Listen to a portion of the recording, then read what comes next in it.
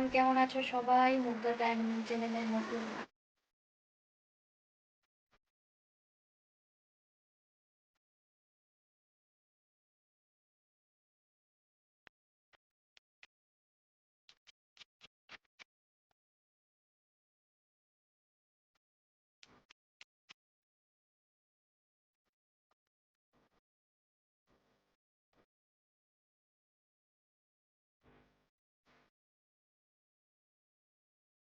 Good morning everyone, কেমন আছো সবাই? মুগ্ধা ডায়মন্ড চ্যানেলের নতুন আরও একটি ব্লগে তোমাদের সবাইকে স্বাগত জানাই।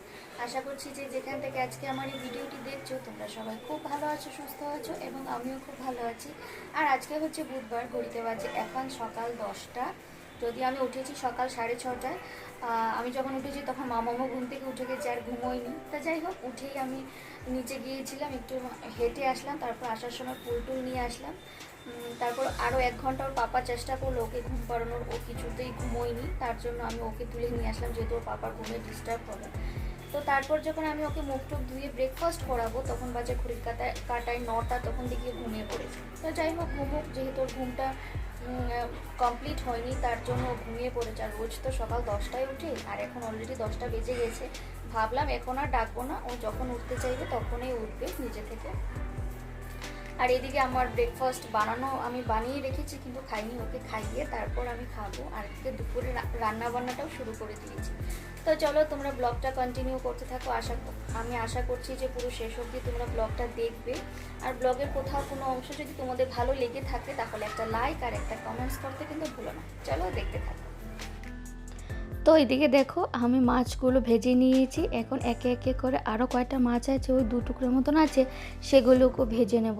আর তারই সাথে সাথে এই দেখো, মামা বলেছিলাম না ও ঘুমিয়ে গেছে, জুতো টুতো পরে একদম ঘুম।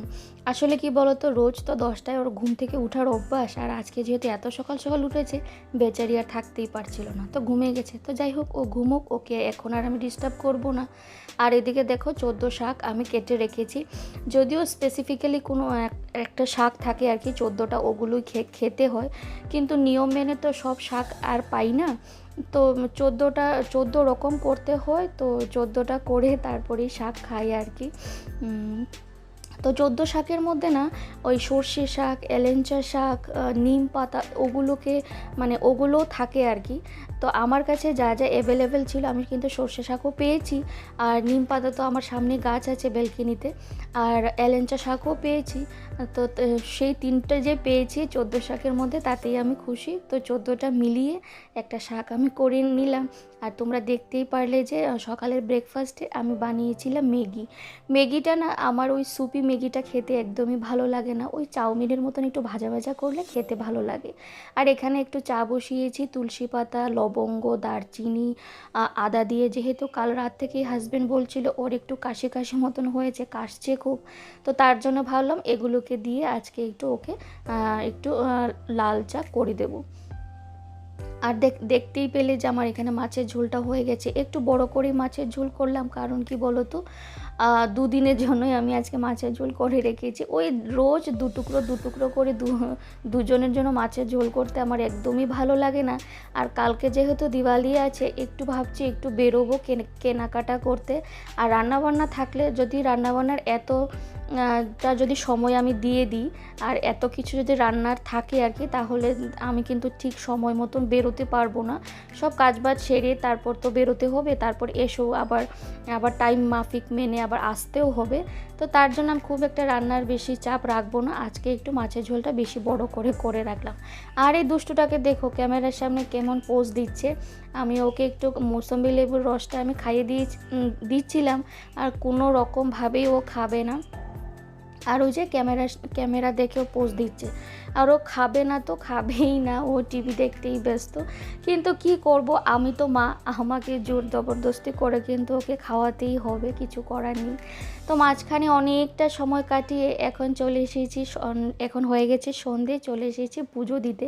আর আমি শুনেছি জানো তো, এই ভূত চতুর্দশীর দিন যদি হনুমানজির পুজো করা যায়, তাহলে তোমার ভেতরে বা তোমার বাড়ির ভেতরে যদি কোনো নেগেটিভিটি থেকে থাকে, তাহলে কিন্তু সেটা দূর হয়ে যায়। তার জন্য আমি এই বছর বজরংবলীর পুজো করলাম আর ওনার পছন্দের লাড্ডু আর কলা দিয়েছিলাম ভোগে। আর যদিও বজরংবলী আমার বেডরুমের ওনার ছবি থাকে আর কি সব সময়ই, কারণ আমাকে কেউ একজন বলেছিলেন যে প্রতি মঙ্গলবার নিরামিষ খেতে আর হনুমান চালিসা পড়তে, আর বেডরুমে যাতে মাথার উপরে যাতে বজরংবলীর ছবি থাকে। তো আমি সেটাই মেনে সবসময় চলি, যদিও এখন আর মঙ্গলবারে নিরামিষটা খাওয়া হয় না। আর এখানে যেহেতু 14 শাক খেয়েছি, 14 বাতি তো জ্বালাতেই হবে, তো 14 বাতিটাও রেডি করে রেখেছি। হাজব্যান্ড ঘুম থেকে উঠলে ওকে দিয়েই আমি বাতিটা দেওয়াবো আর কি। তো আমি সব কিছু রেডি করেই রাখলাম। আর যেহেতু আজকে ওর অফিস আছে, খুব একটা বেশি টাইম ও দিতে পারবে না, তার জন্য আমি সব রেডি করে রাখলাম, ও শুধু বাতিগুলো দিয়ে দেবে। আর এখানে দেখো রাতে চলে আসলাম ডিনার বানাতে। আর আজকে না ডিনারে ভাবছি একটু ঘুগনি করব। আর ছোলাটা আমি সকালে ভিজিয়ে রেখেছিলাম। আর কি হয়েছে বলো তো, এই ছোলা দিয়ে ঘুগনি কিন্তু আমি খাই না, কিন্তু অনেকটা ছোলা রয়ে গেছে। আর যেহেতু আর একদিন বাকি আছে বাড়ি যাব, আর সেগুলোকে যদি রেখে চলে যাই 1 মাসে এসে দেখবো ওগুলোকে পোক ধরে যাবে।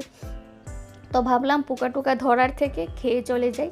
আর যদিও কিন্তু খেতে কিন্তু মন্দ হয়নি, খুবই ভালো হয়েছিল জানো তো। তো যাই হোক, এখানে ছোলা দিয়ে আজকে একটু ঘুগনি করছি, সাথে তো আলু তো দিতেই হয়, আর তার সাথে রুটি। আর কি হয়েছে বলো তো, ঘুগনিটা করতে করতে বাড়ি থেকে ফোন আসলো, আর ভিডিও কলিংয়ে কথা বলতে বলতে অনেকটাই লেট হয়ে গেছে। তো যাই হোক, ওই যে দেখবে কথা বলতে বলতে না হাতের কাজগুলো একটু যে স্পিডে দিয়ে আমি করছিলাম সেটা একদমই স্লো হয়ে গেছে, কিন্তু কিছু করার নেই। ওই কথা বলতে বলতেই আমি রুটির আটাটা মাখছিলাম, রুটিটাও বেলে নিয়েছিলাম। আর এখন অনেকটা বাসন জমে গেছে, সেই সন্ধ্যে থেকে চাটা খেয়েছি, চায়ের বাসন, ঘুগনি রুটি বানিয়েছি তার বাসন, তারপর মাম্মামকে খাইয়েছি। তো যাই হোক, মাম্মামেরও কিন্তু খাওয়া হয়ে গেছে, ওকে আমি খাইয়ে দিয়েছি। আর ওকে খাওয়ানো মানেই তো 1 ঘন্টা না হলেও ওই 40 থেকে 45 মিনিট তো লাগে ওকে খাওয়াতে। তো তার জন্য সব কাজবাজ সেরে কিন্তু আমি ওকে খাওয়াতে বসি, যাতে ওর খাওয়াতে খাওয়াতে যাতে কাজের আর পিছুটান না থাকে আমার।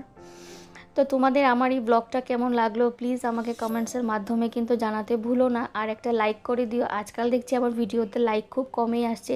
এই ছোট্ট একটা কাজের অনুরোধ রইল তোমাদের কাছে, ভিডিওটা দেখলে একটা কিন্তু লাইক করে দিও।